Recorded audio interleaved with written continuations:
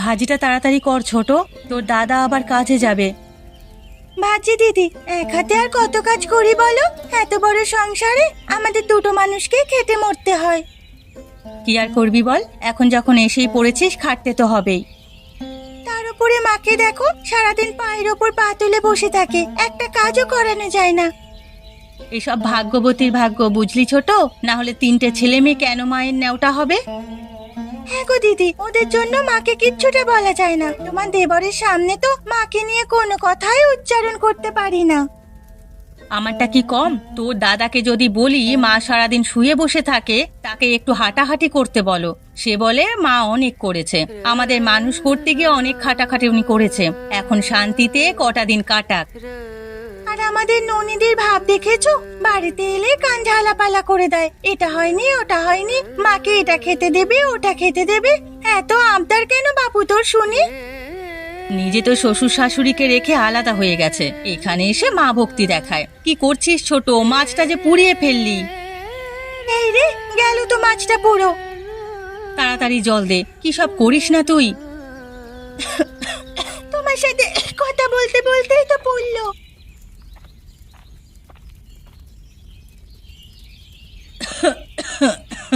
বৌমা, ও বৌমা, কি পুড়ছে উনুনে? তোমাদের কারো কোনো খেয়াল নেই? না মা, তেমন কিছু পড়েনি, মাছটা একটু বেশি ভাজা হয়ে গেছে এই যা। কি সব কাজ করো তোমরা, মাছটাও ভালোভাবে ভাজতে পারো না? আপনি ভেজে শিখিয়ে দিন না মা। আমি ভাজলে আর তোমাদের এনেছি কেন? তাড়াতাড়ি মাছ ভেজে বড় খোকাকে খেতে দাও, ও একটু পরেই আড়তে যাবে। দিচ্ছি মা, ওকে এক্ষুনি খাবার দিচ্ছি।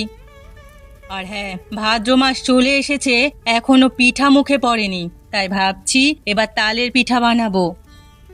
এটা করলে তো ভালো হয় মা, আপনার ছোট ছেলে পিঠে খেতে খুব পছন্দ করে। কিন্তু ছোট খোকা তো শহরে থাকে, এক কাজ করো বৌমা, ওকে বলো এই শুক্রবারে বাড়ি চলে আসতে, আর মালতীকেও একটা চিঠি লিখো, তপন আর জামাইকে নিয়ে চলে আসুক, সবাই মিলে একটা পিঠা উৎসব করে ফেলবো। ঠিক আছে মা, আমি আজই ওদের চিঠি লিখবো, অনেকদিন ওদের দেখি না। বলছিলাম কি মা, আমাদের বাবার বাড়িতেও চিঠি লিখে ওদেরকেও বলি একবার ঘুরে যেতে। না বৌমা, এবার থাক, প্রকাশ মালতী আর জামাই এলে অনেক মানুষ হয়ে যাবে, তারপর বাচ্চা কাচ্চা তো আছেই, এত ঝামেলা তোমরা সামলাতে পারবে না, তাই তোমাদের বাবার বাড়ির মানুষদের অন্য দিন আনো। ঠিক আছে মা, আপনি যা ভালো বুঝবেন তাই হবে। নাও এবার তাড়াতাড়ি রান্নাটা করো, আর চিঠি তোমাদের লিখতে হবে না, আমি লিখে বিমলকে দিয়ে দেব। ঠিক আছে মা, তাই করুন।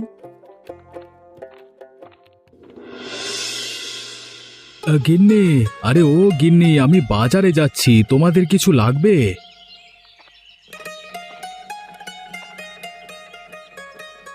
না খোকা, ওদের কিছু লাগবে না, তুই নিশ্চিন্ত মনে আড়তে যা। তোমার জন্য কিছু আনতে হবে মা? আমার জন্য আর কি আনবি, পান সুপারি আর চুন নিয়ে আসিস। তা বলতে হবে না মা, আমি সেই নিয়ে আসবো। আর হ্যাঁ, এই চিঠিগুলো নিয়ে যা তো বাবা, একটু পোস্ট বাক্সে ফেলে দিস। এত চিঠি কাকে লিখলে মা? কাকে আবার, প্রকাশ আর মালতীকে লিখলাম, অনেকদিন হলো ওরা বাড়ি আসে না, এবারে এসে কটা দিন ঘুরে যাক। ঠিক আছে মা, আমি যাওয়ার সময় চিঠিগুলো পোস্ট বক্সে দিয়ে যাব। ঠিক আছে বাবা, যা এখন।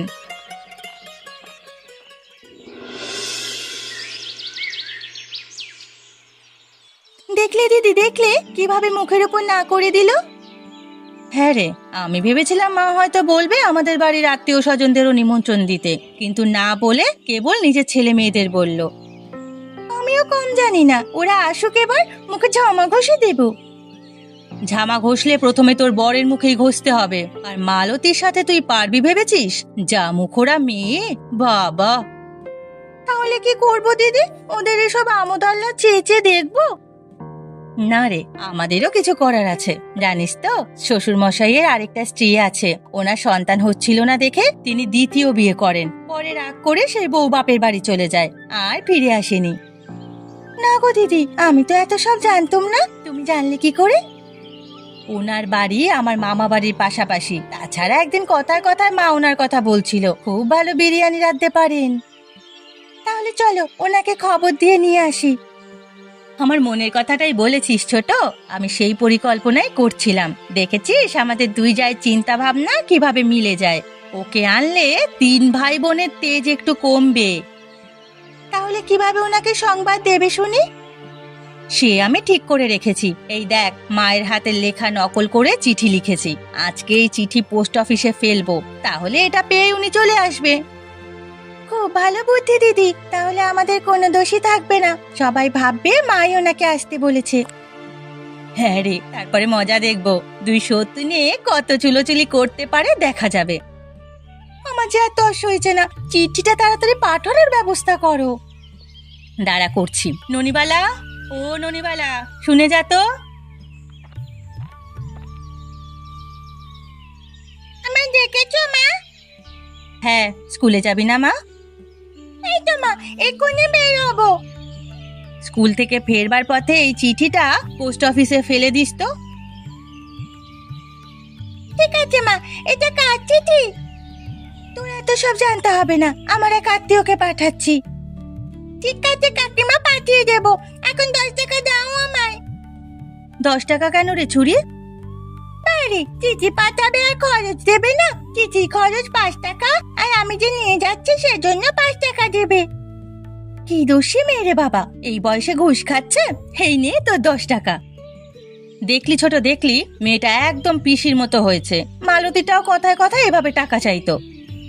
হলে হয়েছে, টাকা চাইলে খারাপ কি? তুমিও তো বাবার কাছ থেকে টাকা চাও। তপন, ও তপন, এদিকে আয় তাড়াতাড়ি। তোর কি জিনিস আছে সব গোছগাছ করে নে। কি রে তপন, কোথায় গেলি? মায়ের কথা কানে যায় না তোর?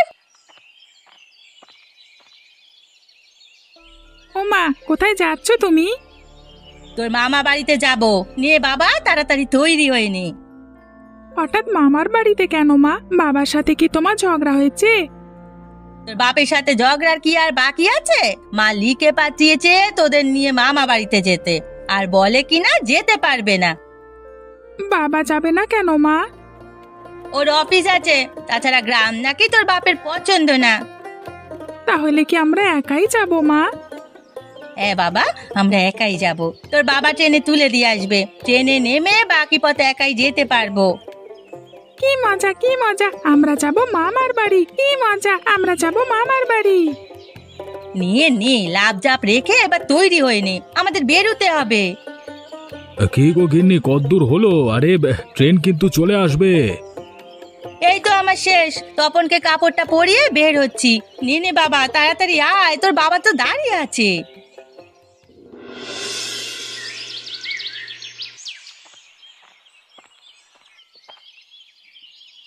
কি রে ননি, কি করছিস? কদিনে দেখছি খুব বড় হয়ে গেছিস তুই।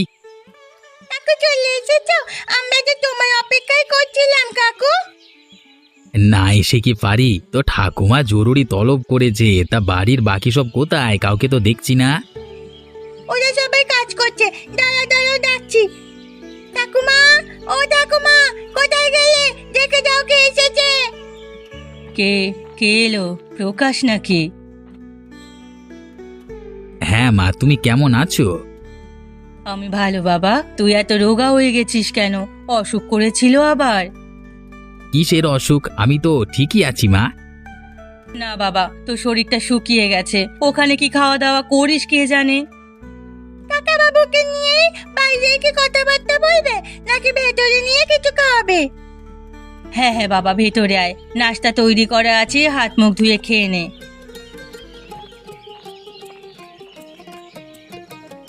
তা মা, ছেলেকে খাওয়ালে হবে, আমাদের খাওয়াবে না? ও দিদিমা, আমরা চলে এসেছি। ওমা, তোরাও এসে গেছিস, বেশ ভালোই হয়েছে। তা জামাই কই?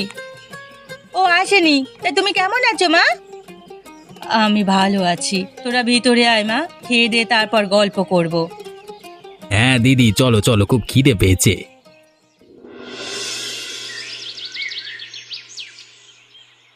ওই দেখো, ওরা চলে এসেছে। একটার পর একটা ফরমাস দেবে। সেদিক গিয়ে তুই এখন যা। এতদিন পর প্রকাশ আসছে, গিয়ে দেখা কর। থাক দিদি, একটু পর এমনি দেখা হয়ে যাবে। বৌদি, ও বৌদি, কেমন আছো তোমরা? এই তো ভালো। তা তুমি কেমন আছো? আমি ভালো নেই গো বৌদি, খেতেই পারি না কিছু। কদিন ধরে খুব অম্বল হয়েছে। যে শরীর দেখছি তা না খেলে কিভাবে হলো? না গো ছোট বউ, সত্যি বলছি, কোনো মতেই না খেয়ে আছি। ডাক্তার বলেছে ভাজাভুজি কম খেতে। আমাকে কটা ভাত দাও না গো। ভাত তো নেই ঠাকুরজি, এখন তো পিঠে বানালাম। তাহলে রান্না করো, রান্না করে আমাকে ভাত খেতে দাও। ওসব পিঠা আমি কখন খেয়ে ফেলেছি। সকালের ভাত আছে, তা দিলে হবে? কি বলছো এসব ছোট বউ? একজন পেটের রোগীকে বাসি ভাত খাইয়ে মারবে নাকি? যাও তাড়াতাড়ি হাঁড়ি চড়াও, আধা ঘন্টার মধ্যে আমার গরম ভাত চাই। বেশ, তাহলে তো রাঁধতেই হবে। নে ছোট, হাঁড়ি চড়া, আমি দেখি কটা উচ্ছে পাই কিনা। কেন, উচ্ছে দিয়ে কি হবে বৌদি? বারে, অম্বলের রোগী কি তেলের খাবার খেতে আছে? তোমার জন্য আদর্শ খাবার হলো উচ্ছে ভর্তা। না না না না না, ওসব তেতো খাবার খাবো না। আমার জন্য মাছ মাংসই রান্না করো। এতদিন পর বাপের বাড়িতে এসেছি, দুটো ভালো মন্দ না খেলে কি হয়? এখন ভালো মন্দ খেতে খেতে আমাদের কলিজাটাও খাবে। কিছু বললে বউ? না দিদি, ও কিছু নয়। কলিজার কথা শুনলাম। যদি পারো মুরগির কলিজাটা ভোনা করো, ওটা খেতে যা মজা না। ধৈর্য ধরো মালতী, সবে তো এলে, একে একে তোমাদের সব খাওয়াবো।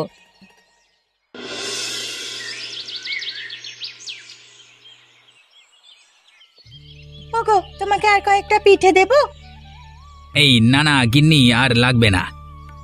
আরে দাও দাও, শহরে থাকে ওসব খাবার পাবে কোথায়? খায় তো সব ফরমালিনযুক্ত খাবার। না না দাদা, মানে এখন শহরেও গ্রামের সবজি পাওয়া যায়, একদম টাটকা, কিন্তু রান্না করে খেতেই যত সমস্যা। তাহলে ছোট বউকে নিয়ে যা না, কটা দিন তোর সাথে থেকে এলো। না না, ওর কোথাও যেতে হবে না, ছোট বাড়িতেই থাক। বাবা, দুই বউয়ের দেখছি খুব মিল। তোদের এত মিল কেন লা? মাকে এক কোণে করে রাখতে চাস বুঝি? কি যে বলেন দিদি, মাকে আমরা জমের মতো ভয় পাই, তাকে ধরাশায়ী করব সেই সাহস আমাদের নেই। এখন আবার কে এলো? রাখ রাখ বাবা, এখানেই রাখ। এই নে তোর টাকা।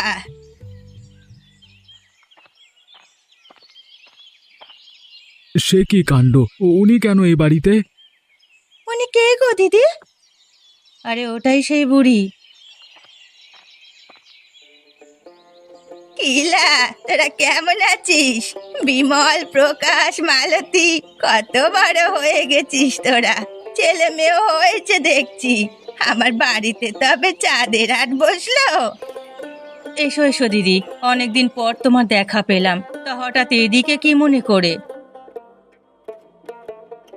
এসেছি তোদের সাথে কটা দিন থাকতে, ছেলে মেয়ে সবাইকে নিয়ে আনন্দ করতে। তা হঠাৎ এত আনন্দে জোয়ার উঠলো কেন আপনার? নিজের বাপের বাড়িতেই তো ঢের আনন্দে ছিলেন। এই মেয়ে দেখছি তেজ কমেনি, মুখে মুখে তর্ক করার স্বভাবটা এখনো আছে তবে।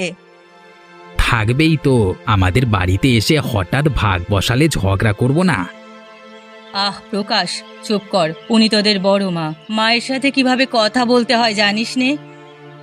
বড় মা না সৎমা, আর সৎমা পরই হয়, কখনো আপন মায়ের মতো হয় না। হ্যাঁ বাচ্চা, আমি তোদের পরই বটে, সেজন্যই তো এই ঘর সংসার তোদের হাতে দিয়ে একদিন চলে গিয়েছিলাম। আজ এসে দেখি এই আমার বাড়িতেই আমার জায়গা নেই। কেন হবে না? অবশ্যই তুমি এখানে থাকবে। আমি যতদিন বেঁচে আছি ততদিন এই বাড়ির দরজা তোমার জন্য খোলা থাকবে দিদি। আমরাও মায়ের সাথে একমত, আপনি আমাদের সাথেই থাকুন বড় মা। কি, তোরা ওর সাথে ঐক্য করছিস? আমি থাকতে তা কিন্তু হবে না। ওনাকে বাড়িতে তুললে সব কটা চুল ছিঁড়ে বাজি করে খাবো।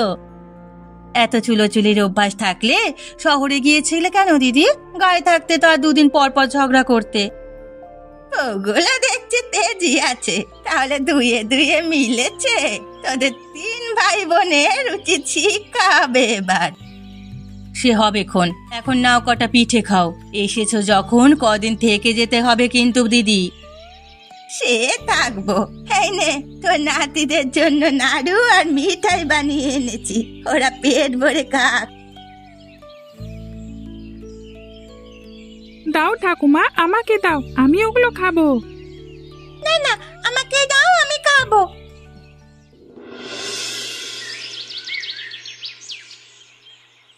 বুড়িটা হঠাৎ করে বাড়িতে কেন এলো সেটাই আমার মাথায় ঢুকছে না। কোনো কূট উদ্দেশ্য নেই তো? ওনার তো কিছু জমি জমা এখানে আছে, সেগুলো নিতে এলো নাকি? ওসব দিয়ে কি হবে? ওনার বাবার বাড়ির অবস্থা খুব ভালো, সবাই মাথার উপরে তুলে রাখে, কিন্তু জমির জন্য এখানে আসবে না। তাহলে আবার কিসের জন্য? আমার মন বলছে এ কাজে তোদের বউ দুটো ষড়যন্ত্র আছে। ওরাই বুড়িটাকে সংবাদ দিয়ে এ বাড়িতে এনেছে। দেখলি না কেমন ওনার পক্ষ নিয়ে কথা বললে তখন? না না দিদি, ওরা বুড়ির কথা জানেই না। বাবা যে আরেকটা বিয়ে করেছিল সেটা তো বলেইনি আমার গিন্নিকে। আমার মন বলছে অন্য কোনো কারণ আছে, হয়তো অন্য কোনো লোভে এসেছে। দাঁড়া, আমি এক্ষুনি গিয়ে শুধাচ্ছি। বুড়িকে জায়গা মতো ধরলে সব কথা বেরিয়ে আসবে।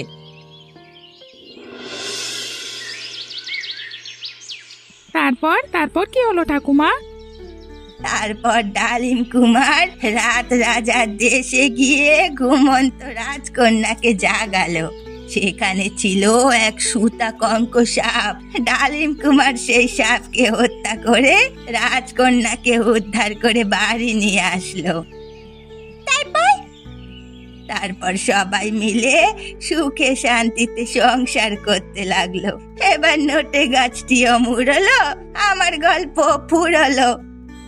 ও ঠাকুমা, আরেকটি গল্প বলো না। বলছি, আমার ঝুড়িতে অনেক গল্প আছে, একে একে তোমাদের সব গল্প শুনবো। হ্যাঁ গো, বলি শুনছো? হ্যাঁ মা, বল। আচ্ছা, তোমায় হঠাৎ কে আসতে বললো আমাদের বাড়িতে? তুমি তো এমনি এমনি কখনো আসো না। কে আবার? তোর মা আমার চিঠি লিখে আসতে বললো। মা চিঠি লিখেছে?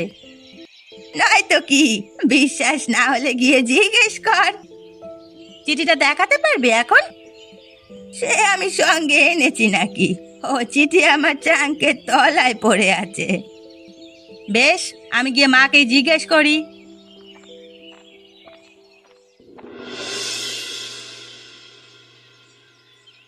বলিস কি, আমার কথা বললো, কিন্তু আমি তো ওনাকে কোনো চিঠি লিখিনি। কিন্তু উনি তো চিঠির কথা বলেছে, তাহলে কে লিখলো চিঠি? কে আর লিখবে, মাই লিখেছে মনে হয়। বুড়ো মানুষ তাই সব ভুলে গেছে। তুমি এত কথা বলো না বউ, আমাদের তো মনে হচ্ছে তোমরা দুই যা মিলে এই কাণ্ড ঘটিয়েছো। কি আমাদের তুমি দোষ দিচ্ছ? আমাদের এত বড় আস্পর্ধা তোমার? আচ্ছা বেশ, আমরাই আসতে বলেছি, কিন্তু তার কি কোনো প্রমাণ আছে তোমাদের কাছে? যদি থাকে তবে দোষ দেবে, না হলে আমরাও কিন্তু ছেড়ে কথা কইব না। কি ভেবেছো তোমরা দুজন ঐক্য করে থাকলে আমরা তোমাদের ভয় পাবো? ভয় পেতে কে বলেছে? আমরা বাঘও না ভাল্লুকও না যে আমাদের ভয় পেতে হবে। হ্যাঁ দিদি, আমরা দুদিন পর পর ঝগড়া করে বাপের বাড়িতেও যাই না। শুনলে মা, শুনলে? তোমার ঘরের বউরা আমায় কিভাবে বলছে শুনছো? আমি নাকি ঝগড়া করে এখানে চলে এসেছি। মিথ্যেটা কি বলেছে? যেটা সত্যি সেটাই তো বললো। গিন্নি তুমি চুপ করো, না হলে কিন্তু ভালো হবে না। এই, কি করবে তুমি? কি করবে আমাদের শুনি? কি করব আমরা? দাঁড়াও, মজা দেখাচ্ছি। আজই সব কটাকে বাপের বাড়িতে পাঠাবো। তোরা চুপ করবি? কখন থেকে ঝগড়া করে যাচ্ছিস? বলি এতদিন পর একটা মানুষ বেড়াতে এসে কি এমন অন্যায় করেছে শুনি? তাকে নিয়ে এত কথা কিসের? কই, আমরা তো কিছু বলিনি মা। তোমার এই বোন খুঁটিয়ে খুঁটিয়ে সবকিছু বের করছে। আর কারো কিছু বলতে হবে না, যাও সবাই সবার কাজে যাও। দিদি আজ থেকে এখানেই থাকবে।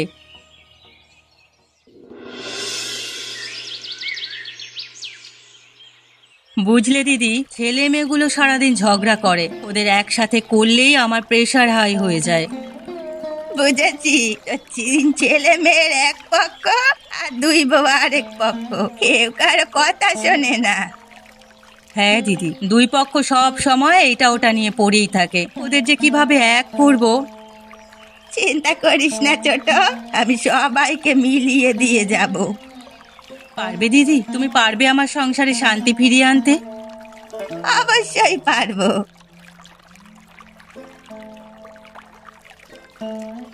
এই নাও ঠাকুমা, তোমাদের জন্য খাবার নিয়ে এসেছি। কি কি রান্না করেছিস বাচ্চা? তুলোর ভাত আর কচুরি পানা দিয়ে মাংসের তরকারি, অনেক মজা হয়েছে। কে দেখো, কে দেখো। বেশ বেশ, খুব ভালো হয়েছে। ও ঠাকুমা, তোমরাও আসো না, আমাদের সাথে পিকনিক খেলো। পিকনিক? খুব ভালো বলেছিস। সবাই মিলে একদিন পিকনিক করা যায় না? তবে এখানে না, আমরা সত্যি সত্যি রান্না করব। তুমি পাগল হয়ে গেছো দিদি? এই রাবণের গোষ্ঠী নিয়ে কোথায় পিকনিক করবে? কেন, আমাদের বিলের ধারে জমিটায়, ওটা তো এখনো শুকনো আছে। চল কালি সবাই মিলে পিকনিক করি। একসাথে হলে ওদের ঝামেলা মিটলেও মিটতে পারে। বেশ, তবে তাই করো। পিকনিকে কি রান্না করবে ঠাকুমা? কাল আমরা বিরিয়ানি রান্না করব, সবাই মিলে একসাথে বিরিয়ানি খাবো। কি মজা, কি মজা, আমরা খাবো ঠাকুমার বিরিয়ানি ভাজা। কি মজা, কি মজা, আমরা খাবো বিরিয়ানি ভাজা।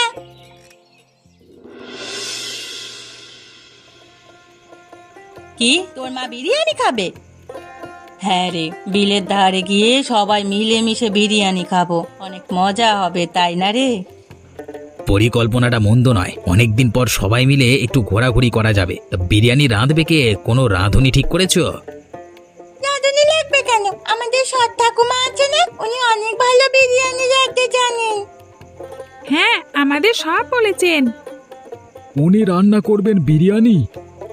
হ্যাঁ, কারো কি কোনো কথা আছে? না হলে কালই আমরা সবাই বিরিয়ানি রান্নার আয়োজন করব। এখন যাও, সবাই সবার কাজে যাও।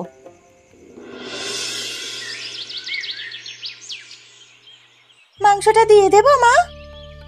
না মা, আর একটু পর দাও, চালগুলো সিদ্ধ হয়ে নিক। মাংস তো আগেই সিদ্ধ করা আছে, তাহলে আর বেশি সময় লাগবে না। না না, আর কিছুক্ষণের মধ্যেই হয়ে যাবে। তবে আমরা খাওয়ার আয়োজন করি, সবারই খুব খিদে পেয়েছে। ওগো, তোমরা বসে পড়ো, একটু পরেই গরম গরম বিরিয়ানি আসবে। তাড়াতাড়ি আনো গিন্নি, যা খিদে পেয়েছে না। আমারে খুব খিদে পেয়েছে রে, কিন্তু খিদে পেলে কি হবে, আজকাল বেশি খেতে পারি না। ও মা, তাড়াতাড়ি বসো না, ওরা সব আগে বসে যাচ্ছে, আমরা যে কিছু পাবো না পরে বসলে। হ্যাঁ হ্যাঁ, বসছি। আমাকে একটা থালা দে তো ননি।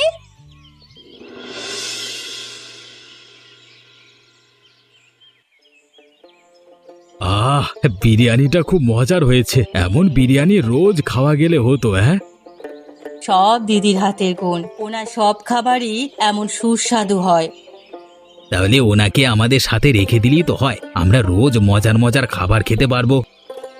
না রে বাবা, আমার টাকা সম্ভব নয়। তবে তোরা যদি ঝগড়া না করে এক থাকিস, তাহলে মাঝে মধ্যে আমিও আসবো। হ্যাঁ, তাহলে কদিন পর পর আপনি আসবেন, আমিও তখন চলে আসবো। এরকম সুস্বাদু খাবার মিস দেওয়া যাবে না। যাক বাবা, এতদিন পর তাহলে তুমি পেট ভরে খেতে পারছো। তোরা এত আদর যত্ন করে খাওয়াচ্ছিস, পেট ভরে না খেলে কি উপায় আছে? কদিন থাকো, আরো খেতে পারবে। যাক, অবশেষে তাহলে তোদের মধ্যে মিল হলো। এই ঝগড়াঝাটি নিয়ে যে কি ঝামেলায় ছিলাম আমি। সব আমাদের সৎ ঠাকুমার জন্যই হয়েছে। হ্যাঁ হ্যাঁ, উনি ওনার জাদু করে বিরিয়ানি দিয়েই সবার মন জয় করেছে।